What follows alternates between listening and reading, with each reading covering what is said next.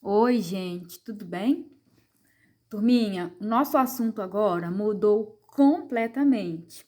Nós finalmente terminamos de estudar todas as classes de cordados. Nós vimos os peixes, os anfíbios, répteis, aves e mamíferos. E a nossa apostila agora, ela volta-se para um assunto muito diferente da zoologia em que nós estávamos mergulhados. Nós vamos falar agora sobre fenômenos naturais. E esses fenômenos naturais que nós estudaremos serão o vulcanismo, os terremotos e os tsunamis. Vamos falar sobre a deriva continental e a tectônica de placas. Então, observe aqui. A deriva continental e a tectônica de placas. Esse assunto vocês provavelmente já viram na geografia. É um assunto comum à biologia e também à geografia. Turma, deriva continental. Deriva, nesse sentido, ele quer dizer separação continental de continente. Então, é a parte da ciência que estuda a formação dos continentes ou a divisão dos continentes. Eu chamei de moldagem dos continentes como eles são atualmente. Certo? Vamos lá então. Vocês vão gostar, eu adoro esse assunto. Lá em 1912, viveu um cientista chamado Louis Jenner, alemão. O Jenner, turma, ele era curioso, como todo cientista, e ele percebia alguns fenômenos naturais, e como os terremotos, e como o vulcanismo, e ele tentava entender esses fenômenos naturais. E muito deixava o Jenner curioso era a forma dos continentes. O Jenner, ele trouxe a ideia da Pangeia, ou seja, ele conseguiu entender que num passado bem distante do tempo dele, que foi 1912, muito longe desse ano aí, os continentes, eles tinham outras formas, eles estavam de outra maneira aqui na Terra. E ele propôs que existiu no passado apenas um continente, um único continente, que ele chamou de Pangeia. A Pangeia era um super mega grande continente. E havia um único oceano também, que ele chamou de Pantalassa. E aí, o Jenner, ele defendia a Pangeia, ele dizia que os continentes eles estavam juntos no passado. Mas ele era muito criticado por outros cientistas que não entendiam a ideia dele, e o Jenner ficou muito sem saber como explicar a separação dos continentes. Então ele não soube explicar qual a força, qual fenômeno que teria separado os continentes. E ele foi muito desacreditado e criticado. Por quê? Ele tinha essa ideia que os continentes foram se separando ao longo dos milhões de anos aqui na Terra, mas ele não sabia explicar o que fazia os continentes se separarem. Bom, para ele, então, o mundo antigamente, ele era mais ou menos dessa forma. Havia um único supercontinente e um único oceano. O Jenner defendia esse modelo de terra lá no passado. E para ele, gente, isso aqui existiu há cerca de 250 milhões de anos. Esse supercontinente, essa grande massa de terra, ele denominou de Pangeia. E o único oceano que existia, ele chamou de Pantalassa. Hoje, os cientistas conseguem entender que as ideias do Jenner, elas estavam corretas, mas lá no tempo dele, ele não soube explicar, certo? O motivo pelo qual a separação aconteceu. E de acordo com o Jenner, turma, essas terras, elas foram sendo fragmentadas, foram sendo quebradas. Então, primeiro, houve uma grande divisão nesse sentido aqui, ó, no sentido horizontal, no meio daquele supercontinente, que formou dois grandes blocos de terra. Um bloco no norte do mundo, chamado Laurásia, e um bloco no sul do mundo, no sul do planeta Terra, chamado Gondwana. Então, perceba que eu tinha uma única grande massa de terra. Observe nessa imagem aqui. E aí, com o passar dos milhões de anos, esses pedaços, eles foram sendo quebrados e foram se separando. Primeiro houve uma quebra nesse sentido, e formou a Laurásia, um bloco de terra lá no norte, e a Gondwana, um bloco de terra no sul. E perceba, turma, que já começa a separação, olha, entre o bloco do sul, né? Com mais milhões de anos, essa forma dos continentes, elas continuarão mudando. Então, perceba que existia um único bloco de terra, os continentes estavam todos juntos. Esse único bloco de terra se chamava Pangeia. Eles foram se separando ao longo dos milhões de anos e separou-se um bloco no norte e um bloco de terra no sul. O bloco de terra do norte foi chamado de Laurásia e o do sul de Gondwana. E depois de muitos milhões de anos, eles se separaram mais. Perceba a mudança daqui para esta figura aqui. Turma, hoje, os continentes, eles têm essa forma no planeta Terra. Essa é a distribuição dos continentes no mundo moderno. E perceba o que aconteceu aqui, olha, onde eu estou apontando a caneta. Surgiu um novo oceano, que é o Oceano Atlântico. Então, turma, essa teoria em que os continentes eles teriam se separado ao longo do tempo se chama deriva continental. Deriva vem de separação, né? Por que deriva? Porque os continentes eles estão se separando como se eles estivessem se separando em cima do mar, né? Por isso a deriva, mas é mais um sentido de separação dos continentes. Você acredita nisso? Eu acredito. Por quê? Porque faz muito sentido para mim e porque existem fortes evidências disso. Então, quando chegamos no mundo atual, a separação dos continentes é essa, né? E entre essa parte dos continentes e essa parte aqui, surgiu o Oceano Atlântico. Então, o surgimento do Oceano Atlântico foi graças à deriva continental, que foi essa separação dos continentes. Então, nós temos aqui América, África, Europa, Ásia de lá e Oceania. Certo? Bom, o Jenner, turma, ele acreditava que a deriva continental aconteceu porque ele era observador. E quando ele observava os mapas mundi, ele percebia que os continentes, eles pareciam se encaixar como se fossem peças de um quebra-cabeça.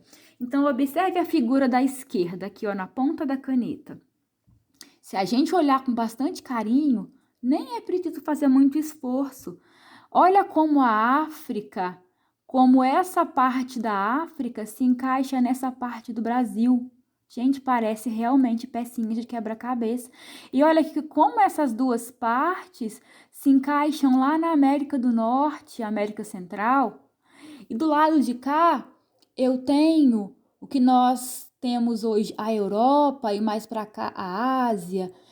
Então, turma, perceba nessa imagem da direita realmente como os continentes eles se encaixam como se fossem peça de um quebra-cabeça.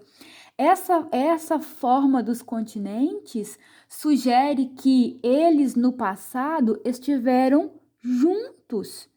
E por uma força maior, eles foram se separando e se distanciando. Então, nesse meio aqui, ó, surgiu o Oceano Atlântico, por exemplo, né? Então, o Igener ficava assim, os continentes, eles se encaixam, a forma deles parece um quebra-cabeça, parece que foi um quebra-cabeça separado. E foi mesmo. Então, a forma como os continentes se encaixam é uma comprovação de que a Pangeia existiu, aquele supercontinente existiu, né? Outra evidência de que a Pangeia existiu, turma, são os fósseis.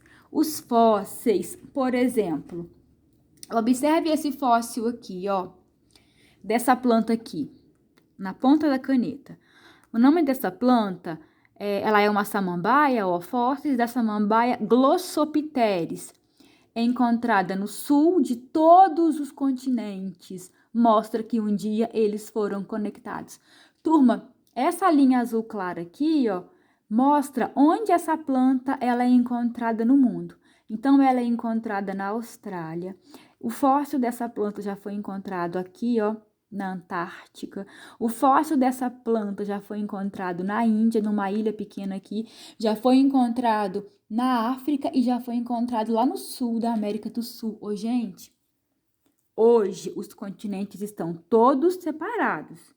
Como é que essa planta ela vai conseguir atravessar o oceano inteiro? Por exemplo, entre América e África existe o Oceano Atlântico. Como que essa plantinha, essa samambaia, ela ia atravessar todo o oceano e passar da África para o Brasil, para o sul da América do Sul? Não tem jeito.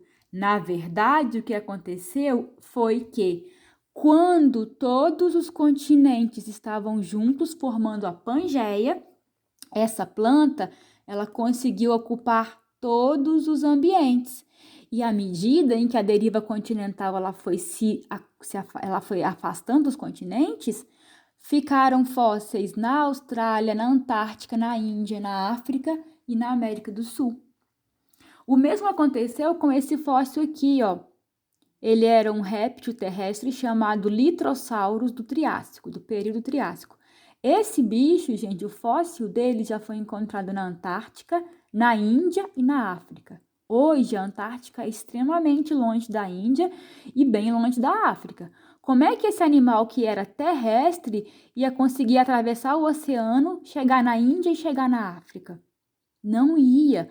O que aconteceu, na verdade, é que quando os continentes eram juntos, aí eles conseguiam fazer este caminho. E à medida em que a deriva continental aconteceu e foi separando os continentes, ficaram fósseis em vários lugares do mundo.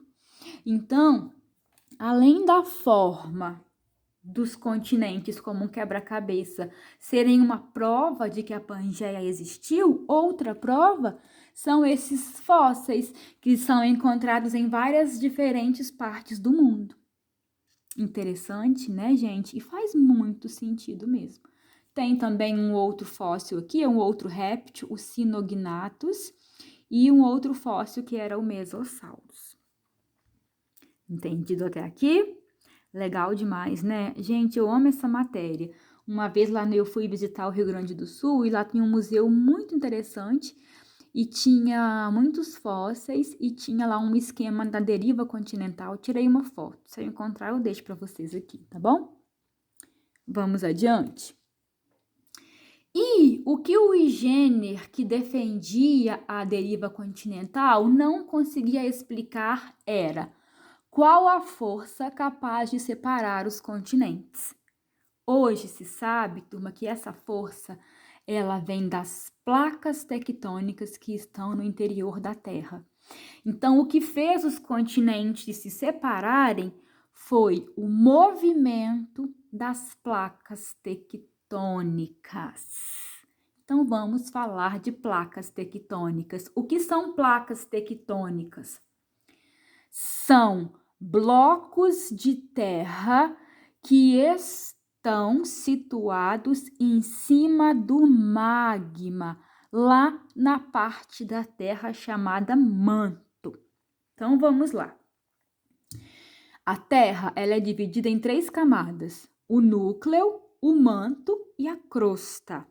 Lá, gente, no manto, o manto, que é a camada do meio da Terra, ele tem uma parte líquida. E em cima dessa parte líquida existem as placas tectônicas, que são pedaços muito grandes de terra. Então, observe aqui na ponta da caneta. Tudo isso que está aqui em marrom é uma placa tectônica, chamada de placa A. Próxima dela, eu tenho outra placa tectônica, chamada de placa B. Cris, ela está em cima do fogo? Não. Isso aqui é material derretido. Então, você vai imaginar o seguinte: uma gelatina e madeira em cima da gelatina. É assim que ficam as placas tectônicas aqui na Terra. Elas ficam se movimentando, dançando, porque embaixo delas, ó, tem material fundido. Material fundido é material derretido no estado líquido. Como é que elas vão ficar paradas se elas estão em cima de coisa líquida? Não ficam paradas. E esse movimento delas é que conseguiu ser uma força capaz de separar os continentes. Gente, às vezes, esse movimento das placas tectônicas é tão forte, mas tão forte, que consegue destruir muitos lugares, provocar terremotos, tsunamis e vulcões. Certo? Vamos adiante. Bom, como essas placas tectônicas estão distribuídas no mundo? Então, observe aqui, ó, é o mapa mundi e eu tenho aqui um título: Placas tectônicas no mundo. Turma, as placas tectônicas, elas estão distribuídas por todo o planeta Terra. Então, observe. Tá vendo essas linhas amarelas aqui, ó, na ponta da caneta? É o limite das placas tectônicas. Então, observe. A placa sul-americana, que é a nossa placa tectônica, olha, ela faz todo esse trajeto aqui. Então, tudo isso aqui na ponta da caneta é a placa sul-americana. Do lado dela, vou contornar, olha, preste muita atenção. Do lado dela tem essa aqui, ó, que é a placa de Nazca, certo? Aqui em cima tem uma menor, que é a placa de Cocos. Aqui do lado da de Cocos tem uma menor, que é a placa do Caribe. Aqui à esquerda tem a placa do Pacífico. Olha como ela é grande, observe. Ela é muito grande. Gente, essas linhas amarelas, elas são os limites das placas tectônicas. Então, observe que, olha, o Brasil tá aqui, ó, estão percebendo? O Brasil, turma, ele tá em cima da placa tectônica. A placa não fica lá embaixo, no magma? Perceba que a beira da placa, olha, a periferia, a borda da placa, ela tá bem longe do Brasil, olha. Essa placa sul-americana, a borda dela passa aqui, ó, pelo Chile, por isso que lá tem muito terremoto, tem vulcão. Só que aqui no Brasil, não, tá? E aí, eu vou te falar uma coisa para você nunca mais esquecer. Por que que não acontecem terremotos, vulcões e nem tsunamis no Brasil? Porque esses eventos catastróficos, eles acontecem aqui, ó, onde uma placa se encontra com a outra. Eles acontecem na beira da placa. E perceba onde é que nós estamos. Nós estamos longe da beira. Nós estamos em cima da placa. Como assim? Olha aqui a minha mão, tá? Ó, minha mão. Imagine que a minha mão inteira é a placa sul-americana, é a nossa placa tectônica. A placa fica assim. Então, aqui embaixo da placa, o que que tem? Material líquido, lá é o magma, né?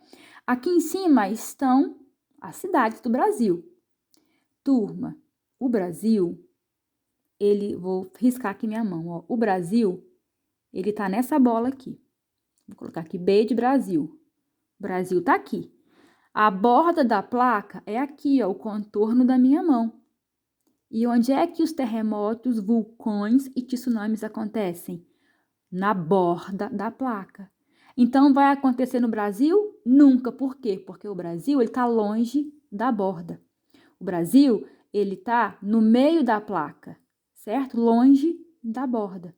E, gente, em cima dela, claro, né? Então, graças a Deus que aqui nunca vai ter esses, quer dizer, nunca, nunca diga nunca, mas por isso que aqui nunca acontece esses eventos, vulcanismo, terremoto e tsunami, porque nós estamos longe da borda da placa tectônica. Agora, olha aqui o Chile. Lá no Chile, o Chile, ó, tá pertinho da borda, por isso que lá tem muito terremoto e vulcão. Olha aqui, gente, no meio do Oceano Atlântico. Aqui, ó, tem um monte de terremoto no mar, de vulcão surgindo aqui, porque aqui, ó, é o encontro da placa sul-americana com a placa africana.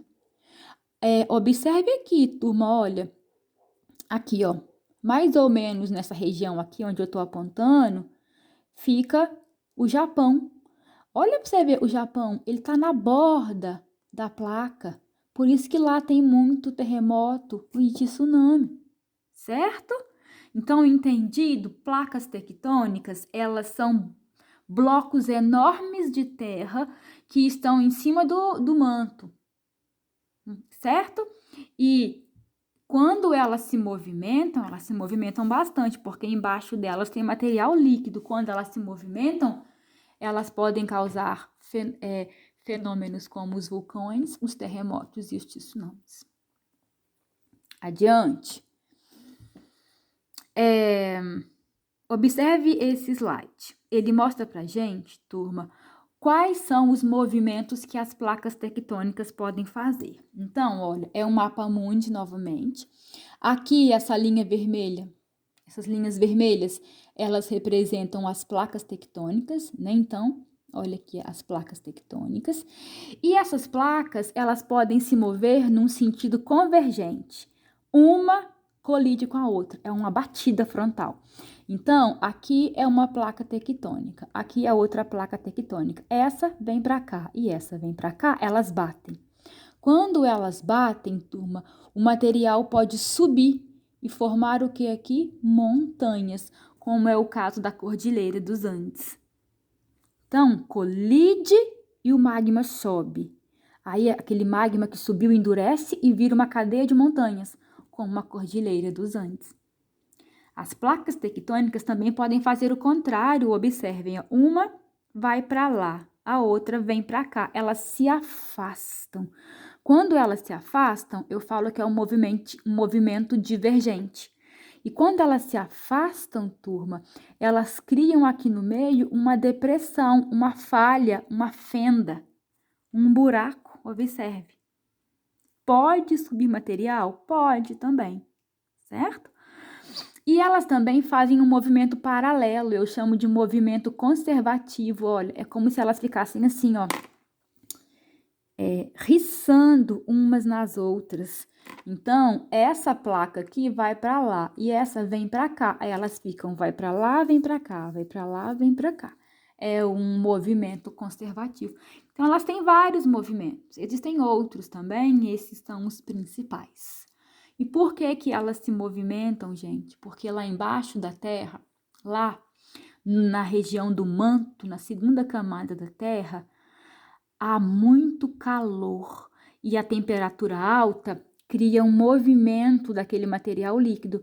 O material líquido se movimenta, a placa que está em cima movimenta junto, certo? E isso fez com que os continentes se separassem ao longo dos milhões de anos. Os continentes se separaram por causa do movimento das placas tectônicas. Observe aqui, esse conjunto de montanhas é a Cordilheira dos Andes. Como que eles se formaram? As placas colidiram e subiram. E quando subiram, levantou material lá de cima, levantou material de baixo para cima e ergueu esse monte de montanha. Então, essa rocha que forma as montanhas lá da Cordilheira dos Andes é lava endurecida. Legal? Muito, mas muito legal. Tá bom? Turminha, eu vou dividir o vídeo, tá? Para não ficar muito longo. Vamos falar de vulcões, terremotos e tsunamis na próxima aula. Beijinho e até lá!